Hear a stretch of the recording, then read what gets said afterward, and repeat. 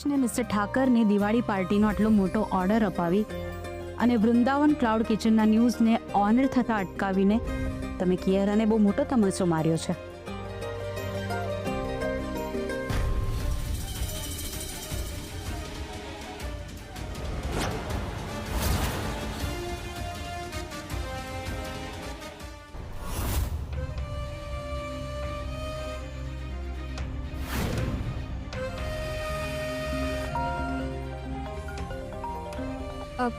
હા ફિયા, ઘરે પહોંચી ગઈ ને? અરે અહીંયા એક મોટો પ્રોબ્લેમ થયો છે. અરે ફિયા, તું પોતાની જાતને ડેવિલ કહે છે અને આવા નાના નાના પ્રોબ્લેમ્સ ડરે છે. તું પણ કરી છે. હા ફિયા, મારી વાત સાંભળીશ ને તો તારું હસવાનું બંધ થઈ જશે. સોરી બોલ, શું કામ છે? તું ક્રિશના ક્લાઉડ કિચનને શરૂ થતાની પહેલા જ બંધ કરવાના સપના જોતી હતી ને, એ તારું સપનું જ રહી જશે. એટલે તું કહેવા શું માંગે છે? હવે જો આવી રીતે સસ્પેન્સ ઊભું કરીને મને ડરાવીશ નહીં. અરે બોલ ને ફિયા, શું થયું? મને લાગે છે કે આરપી એની તાકાત લગાવીને વૃંદાવન ક્લાઉડ કિચનના ખાવામાં કોકરોચ નીકળ્યો ને એ ન્યૂઝ દબાવી દીધા છે. વોટ? આ કેવી રીતે પોસિબલ છે?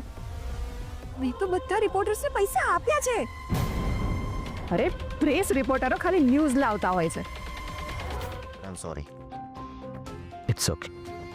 જો મોડું પણ થઈ ગયું છે ને રાત પણ થઈ ગઈ છે. ચાલ જઈને સૂઈ જઈએ. ચાલો ભાઈ.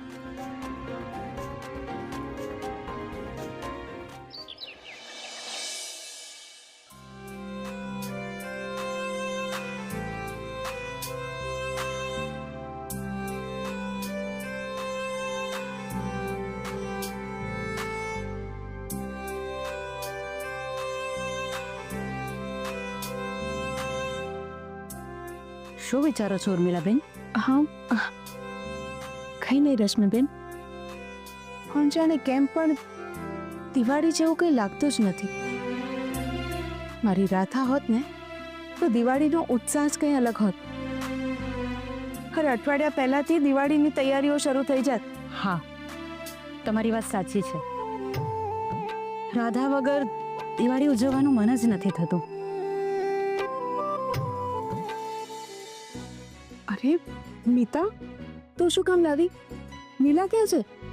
નીલા પૂજા પાઠ કરે છે એટલે મને થયું કે આપણા બધા માટે કોફી હું જ લઈને જાઉં. મિતા, તું અમારી કેટલી સેવા કરે છે. સમજાતું જ નથી કે તારું ઋણ કઈ રીતે ચૂકવીશું. મારી બેન છે જેવી, એને બધાની સેવા કરવામાં ખૂબ આનંદ આવે છે. હા ભાઈ, આપણા લોકોની સેવા કરવામાં જે સુખ મળે છે ને એનાથી રૂડું બીજું કશું જ નથી.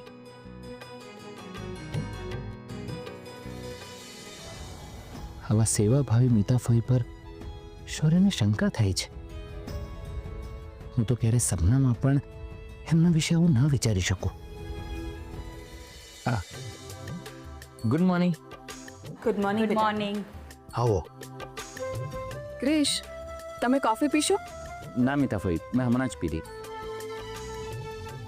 મમ્મી, ઠાકર સાહેબે મેનુ મોકલાવી આપ્યું છે.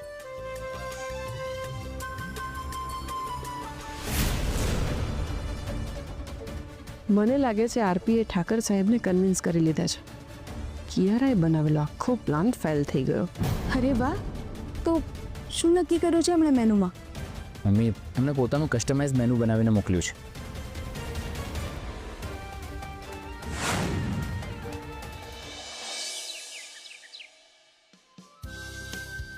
Good morning everybody. Good morning. અરે શું વાત છે, આજે તો મારી મીઠડી સવારમાં બહુ ખુશ છે ને કઈ? હા બા, માણસે દિવસની શરૂઆત હસતા હસતા જ કરવાની હોય એટલે એનો આખો દિવસ મસ્ત જાય. હા મારી ઢીંગલી, તારી વાત એકદમ સાચી છે. તમારી સવાર કેવી રીતે થાય છે એના પર આખો દિવસ નિર્ભર કરે છે. અને હા, આપણા આ બંગલામાં આપણી પહેલી દિવાળી છે તો આપણે ધામધૂમથી ઉજવીશું. હા, બહુ જ મજા આવશે.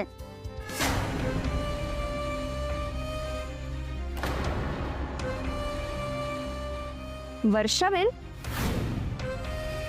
તમને કેવું છે હવે? ઊંઘ તો આવે છે ને? કોઈ સપના તો નથી આવતા ને? આમને કહેવાનો કોઈ અર્થ જ નથી.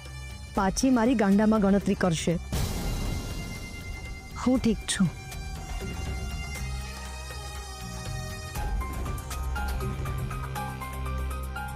અરે હા કિયારા બેટા, તું વર્ષા માટે કોઈ ડૉક્ટર સાથે વાત કરવાની હતી, એનું શું થયું?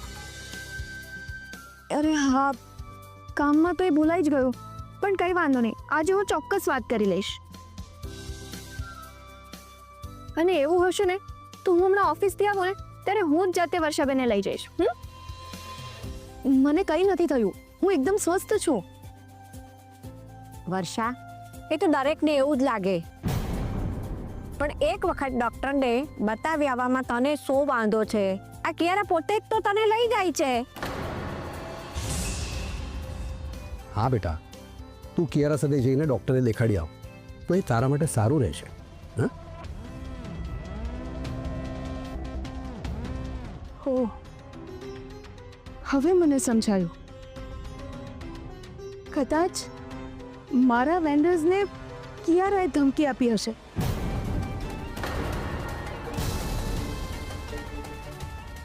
અને એટલે જ એમણે સામાન આપવાની ના પાડી. બની શકે છે, પણ આપણા ઘરની બાજુમાં કરિયાણાની જે દુકાન છે એને શું કામ ના પાડી?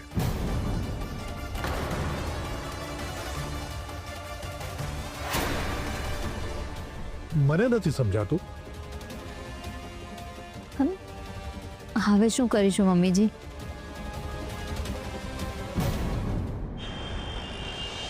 હા મેડમ, તમારા કહેવા પ્રમાણે એમની ઘરની આસપાસના બધા જ કરિયાણાવાળાને કહી દીધું છે કે પાર્ટી ફ્રોડ છે, તમારા પૈસા બાકી રાખીને રફુ ચક્કર થઈ જશે.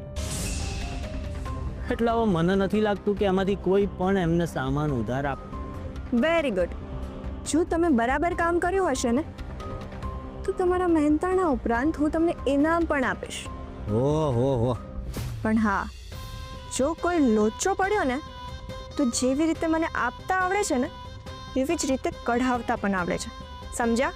મેડમ તમે ચિંતા છોડો બધી. આ ધનંજય છે ને, કોઈ કામ હાથમાં લે ને અને સામ દામ દંડ ભેદ ગમે તેમ કરીને પૂરું કરીને જ રહેશે, કારણ કે એમાં તમારા કરતાં મારો ફાયદો વધારે હોય છે. સારું છે, હવે એક કામ કરો, એ લોકો પર ચાપતી નજર રાખો. એ લોકો ક્યાં જાય છે, શું કરે છે ને એ બધી જ મને ખબર હોવી જોઈએ. Got it? જી મેડમ, નિશ્ચિંત થઈ જાવ તો.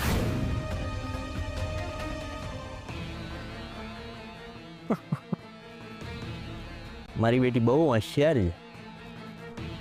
પેલું કહે છે ને કે સાડી અડધી ઘરવાળી હોય છે, એટલે કે અડધી ઘરવાળીમાં આપણને રસ નથી, અડધી સંપત્તિમાં આપણને પૂરેપૂરો રસ છે. જો ધનંજીએ મારા કહેવા પ્રમાણે બધું કર્યું ને તો બહુ જ મજા આવશે.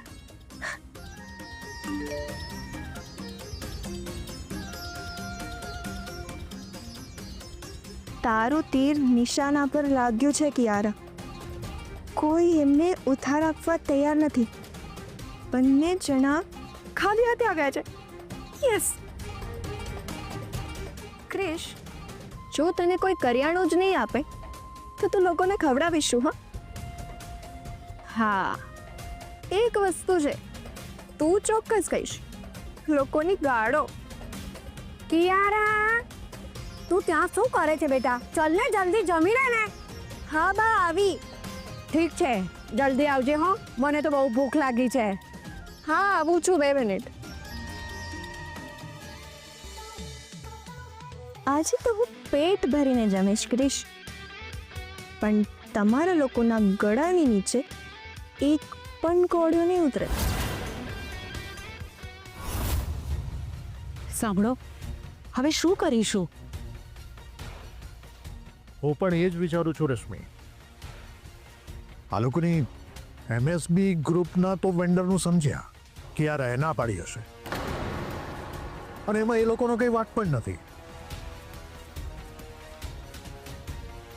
એ લોકો કોઈ બીજાને માટે પોતાનો ધંધો શું કામ છોડે? કેમ એ લોકો કોઈ નથી? ઉર્મિલાબેન અને ક્રિશે એ લોકોને આજ સુધી બિઝનેસ આપ્યો છે. તે લોકો થોડો સામાન ન આપી શકે? એમનામાં એથિક્સ જેવું કંઈ છે કે નહીં? હવે એ બધી વાતોનો કોઈ અર્થ નથી રશ્મિ. હવે તો બસ પૈસા જ બધું થઈ ગયું છે. લોકો બહુ પ્રેક્ટિકલ થઈ ગયા છે.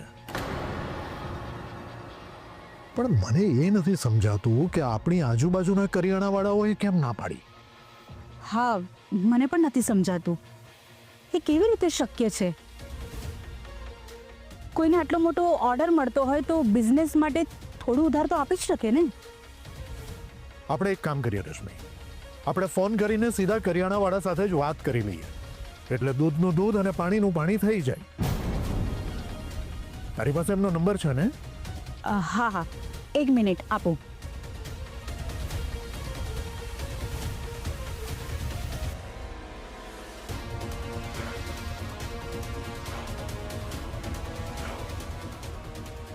હા, આવ્યા.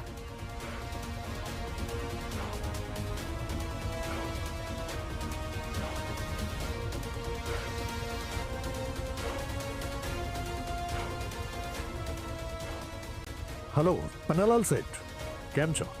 મજામાં? હા, અમે પણ મજામાં છીએ.